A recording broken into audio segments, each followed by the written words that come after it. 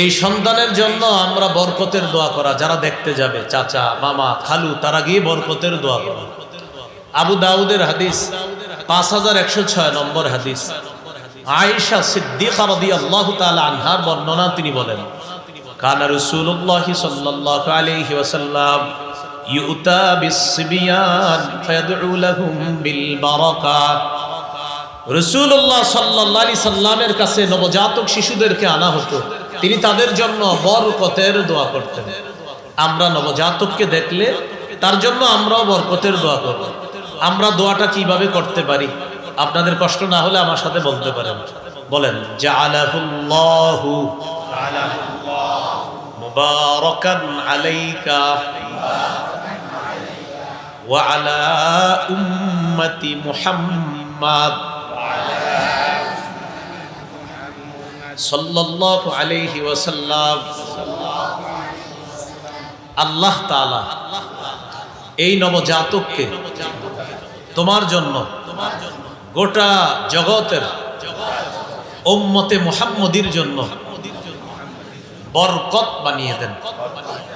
এইভাবে আমরা দোয়াটা করতে পারি। আরবি মনে থাকলে ভালো, না হলে বাংলায় বলা, আল্লাহ এই শিশুকে তোমার জন্য, তার মায়ের জন্য, গোটা জগতের উম্মতে মুহাম্মদ সাল্লাল্লাহু আলাইহি সাল্লামের জন্য আল্লাহ যেন বরকত বানিয়ে দেয়, এইভাবে দোয়া করা। এ হলো 3 নাম্বার। 4 নাম্বার, শিশু সন্তান কান্না করলে তার কান্না থামিয়ে দেওয়া। মা ডেকডেকসি ধুইতে গিয়েছে, মা রান্নার কাজে আছে, মা নামাজে দাঁড়িয়েছে, শিশুরা কান্না করা শুরু করছে, আপনি গিয়ে বাবা তার কান্না থামিয়ে দেওয়া, এটা শিশুর অধিকার। সহিহ বুখারী 668 নম্বর হাদিস, আবার 868 নম্বর হাদিসও আছে।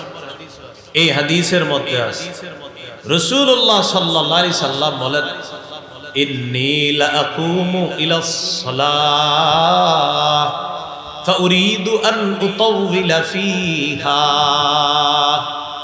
ফাসমাউ বুকাআস সাবী ফাআতাজাওয়াজু ফি সালাতি কারাহিয়াতান আন আশুক্কা আলা উম্মিহি।